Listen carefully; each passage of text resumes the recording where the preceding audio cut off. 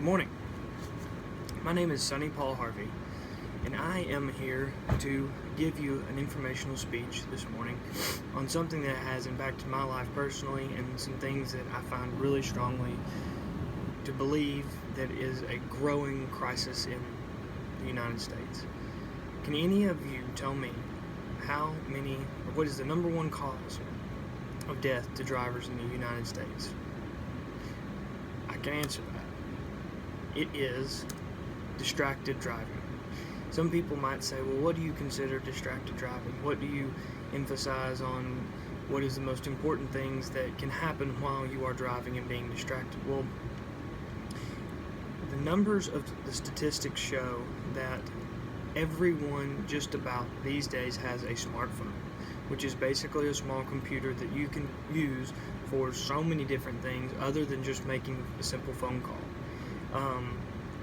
The National Highway Traffic and Safety said that in 2016 that there were 3,400 deaths just due to distracted driving.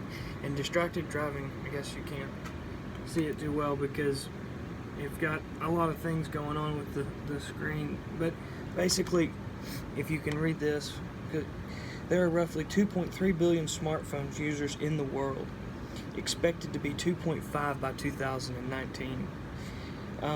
This in 2004, there were roughly 1.57 billion. So you can obviously see that there are so many people that are starting to move toward the smartphone and move toward the things that the growing technology where they can use a computer less, and then they can rely mostly on their phone, but it's much easier to use their phone while they're behind the wheel as opposed to a computer.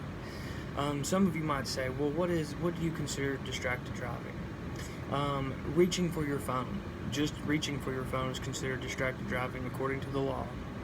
Taking a photo, taking a selfie, or taking a photo of something that you see outside of your vehicle while you're driving, a funny motorist, a sign of any sort, any type of use for that, photos or videos even for that matter, while you're behind the wheel, if you're making a video, if you're using an app.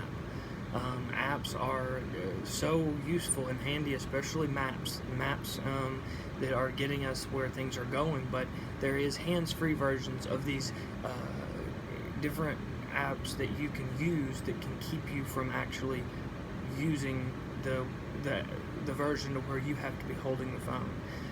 Another one is makeup, grooming, combing your hair, doing your makeup. If you're running late to work, you're trying to get your makeup on, and you're trying to get your hair combed, and you're trying to get your shirt buttoned, and all these things can definitely cause a huge fact in the driving. The extent of the problem, according to the DMV.gov, is that at any moment 481,000 drivers can have their eyes on a cell phone at one time, and that is a very, very scary number. Children playing in the street, these things are so dangerous.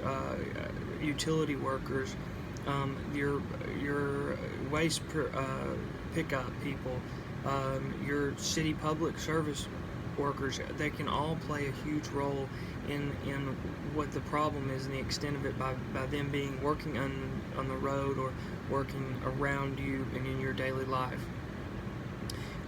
You are 3 times more likely to have an accident if you are on your phone and you are being distracted by driving. That is not just something that I've made up. That comes from the U.S. Motors Association .gov, and it is a very, very, very, very, very scary thing. All of these things attribute to us not paying attention when we are behind the wheel. According to Geico.com, they give several different ways that you can keep yourself from being a victim or being hurt or hurting someone due to distracted driving. You have to make a conscious effort that the cell phone use is for emergencies only. If you absolutely have to make it, you can do it. But there is a website just basically called itcanwait.org, which I've also found a bunch of other resources. Limit the number of passengers that you can drive with when you are on the road and you're seeking your destination. The more the passengers, the more can go on, the more activities, the more talking, which can distract you. We want to be safe, and we want to try to carpool as much as we can. But the more that you have going on, the more that you can be distracted. And last but not least, the best thing to do to try to avoid is multitasking in the vehicle. We're going back to the things that we were talking about. There's several different things that I've put up here: a text, an email, the internet, music, pictures, videos, and games. And I can't see the smaller writing, but it's on there. These are all things that contribute. And these are all things that contribute to all of these almost 4,000 deaths in 1 year in the United States alone, just because of distracted driving. It is something that I have done studies with for my companies and other companies, and it is a very, very scary thing that we all sometimes somehow do. Just remember, it can always wait. Try to limit your time on your phone when you're stopped and you're in park and you're not moving. Do your multitasking when you're at home or when you're at work and somewhere other than the vehicle. Also, just try to keep the minimal amount of people that you can in your vehicle, and so that you can concentrate and be more safe on the road, and we can get these numbers down from almost 5,000 to a lot lower number. Thank you very much.